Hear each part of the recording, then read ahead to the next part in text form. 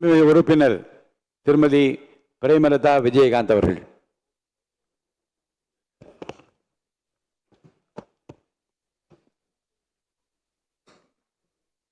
பேரவைத் தலைவர் அவர்களே, முதலமைச்சர் அவர்களே, எதிர்க்கட்சி தலைவர் அவர்களே, சட்டமன்ற உறுப்பினர்களே, மதசார்பற்ற வெற்றி கூட்டணியினுடைய தலைவர் அண்ணன் ஸ்டாலின் அவர்களுக்கும், தேசிய முற்போக்கு திராவிட கழகத்தின் நிறுவன தலைவர் புரட்சி கலைஞர் கேப்டன் அவர்களை வணங்கி, இந்த வரலாற்று சிறப்புமிக்க இந்த அவையிலே இன்றைக்கு மிக முக்கியமான நாளான இந்த நாளில் என்னுடைய உரையிலே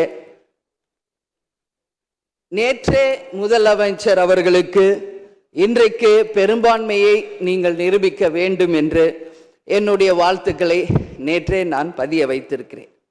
அதே போல முதலமைச்சர் அவர்கள் செய்த நல்ல விஷயங்களையும் நாம் பாராட்டியிருக்கிறோம். எதிர்க்கட்சிகளை எதிரி கட்சியாக நினைக்காமல் அனைவரையும் சந்தித்து அரசியலில் ஒரு மாண்பையும் மரபையும் நீங்க ஏற்படுத்தியிருக்கீங்க, வரவேற்கத்தக்கது.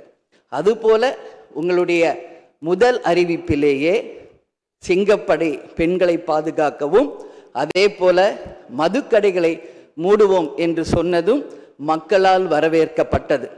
அந்த வகையில் முதலில் 717 மதுக்கடைகளை மூடியது ஒட்டுமொத்த தமிழக மக்களால் வரவேற்கப்பட்டது. கோவில்கள் மற்றும் பள்ளி வளாகங்கள் அருகில் இருந்த மதுக்கடைகளை முதல் முறையாக நம்ம ஃபர்ஸ்ட் ஸ்டெப்பில் இன்னைக்கு மூடியிருக்கோம். அடுத்தது இன்றைக்கு மீனவர்களை பாதுகாக்க ஒரு அறிவிப்பு அரசாங்கத்தின் மூலம் வந்திருக்கிறது. அதையும் தேமுதிக வரவேற்கிறது. இது எல்லாம் இருப்பினும் முதல்வர் அவர்களே, நீங்கள் அன்றைக்கு பதவியேற்ற அன்றைக்கு சொன்னது உங்களுடைய ஆட்சி வெளிப்படையான ஆட்சியாக இருக்கும், மக்களுக்கும் தமிழ்நாட்டுக்கும் ஒரு முன்னுதாரணமான ஆட்சியாக இருக்கும் அப்படின்னு தான் நீங்க அன்னைக்கு சொன்னீங்க. அதுபோல அரசு குடும்பத்தில் இருந்து வந்தவன் அல்ல, ஒரு எளிமையான குடும்பத்தில் இருந்து வந்தவன் தான் என்பதை முதலமைச்சராக நீங்க பதவியேற்றதை அனைவருமே வரவேற்றோம், மக்களும் வரவேற்றனர். நாம் சொல்லும் செயலும் ஒன்றாக இருக்க வேண்டும் என்பதில் யாருக்கும் மாற்று கருத்து கிடையாது.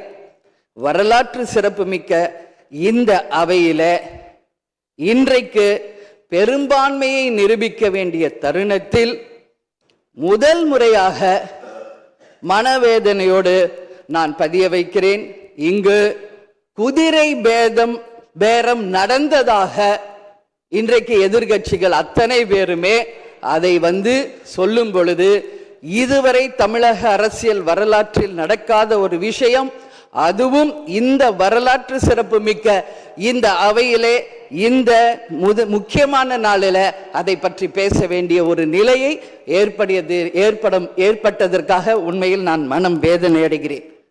அதே போல முதலமைச்சர் அன்னைக்கு சொன்னாரு, இங்க முகம் மூடி யாரும் செல்ல வேண்டிய அவசியம் இல்லை, அனைவருக்கும் ஒரு வெளிப்படையான ஆட்சி தான் செய்வோம் என்று.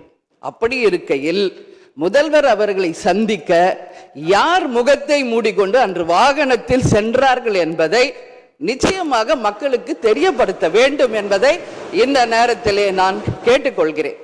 ஏன்னா அதற்கு காரணம் குதிரை பேரம் என்றால் இதைவிட ஒரு தலைகுனிவு இந்த வரலாற்று சிறப்புமிக்க அவையில் எதுவுமே கிடையாது. நிச்சயம் முதல்வர் அதற்கு பதில் சொல்வார் என்று நான் எதிர்பார்க்கிறேன். அதே போல அரசு குடும்பத்தில் இருந்து நான் வந்தவன் இல்லை என்று முதல்வர் சொல்லும் பொழுது வரவேற்றார்கள் அனைவரும்.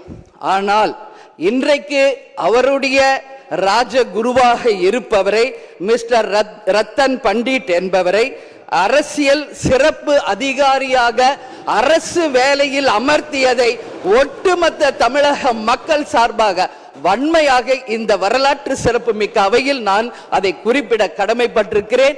அப்படி உங்களுக்கு ராஜகுருவா இருந்தா உங்க பர்சனலா அவரை வச்சுக்கணும். பட் அவரை அரசு உயர் பதவியில கொண்டு இளைஞர்களை நம்பி மக்கள் வாக்களிச்சிருக்காங்க. இந்த இளைஞர்களுக்கு நீங்கள் என்ன உதாரணத்தை சொல்கிறீர்கள், என்ன வரலாற்றை நீங்கள் சொல்ல விரும்புகிறீர்கள், வருங்கால இளைஞர்களுக்கும் எதிர்காலத்திற்கும் இதன் மூலம் என்ன மெசேஜ் நீங்க சொல்றீங்க அப்படிங்கறத நிச்சயம் தெளிவுபடுத்தணும். ஏன்னா இன்னைக்கு மக்கள் ஜனநாயகத்தை நம்பி இளைஞர்கள் கையில ஆட்சியை கொடுத்திருக்கிறார்கள். அப்போ வருங்காலம் இளைஞர்களும் வருங்காலத்திற்கும் இந்த அரசு ஒரு முன் உதாரணமா இருக்க வேண்டும் என்பதுதான் என்னுடைய ஒரு கோரிக்கை என்பதை இந்த நேரத்தில் நான் ஆணித்தரமாக பதிய வைக்கிறேன். அது மட்டும் கிடையாது, இந்த ஆட்சி மக்களுக்கான ஒரு நேர்மையான ஆட்சியா இருக்கணும்.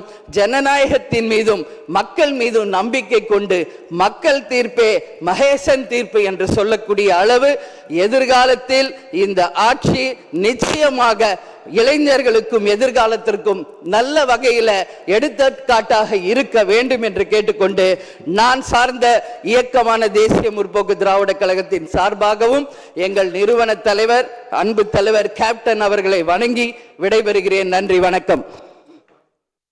மாண்புமிகு உறுப்பினர்